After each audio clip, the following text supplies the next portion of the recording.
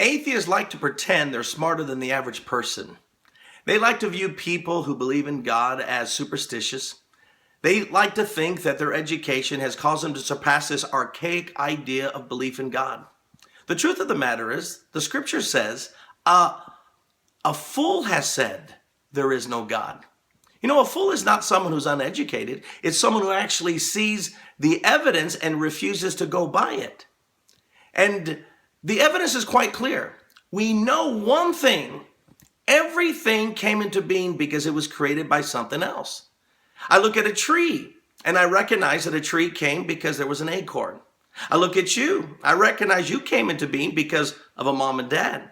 I look at a mountain. I see that it came into being by two land ridges pushing together, creating the mountain. In other words, everything we see today, it all came from something else. In other words, you cannot say that something came out of nothing. It doesn't exist. That's not possible. Common sense tells us that everything came because of something. Now, you take us back to the very first act of creation. Scientists can tell you what happened at the very millisecond. They can tell you that this element created this element, and when this element hit, then this element was formed. They can tell you the process, but they can't explain to you what is the cause of the first element. And if you say, well, we just need to go and we'll find out that it was this element that created the first element, well, then it ceases to be the first element. Then we have another problem. What created that element? And then we go infinitum until finally you realize there is no explanation, because you cannot say that the first element came on its own. So that's why belief in God is the most common sense thing for any human being to uphold. Because belief in God is to say that God, who is beyond the universe, is the cause of the first agent which created everything.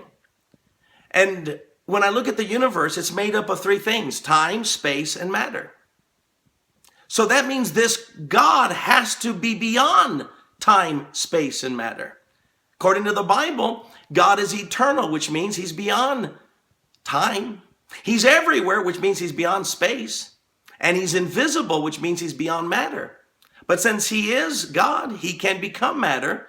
And in Christianity, we believe he did become matter through his son, Jesus Christ. So you realize, if you're an atheist, you're actually being foolish, because you're trying to say that everything came out of nothing.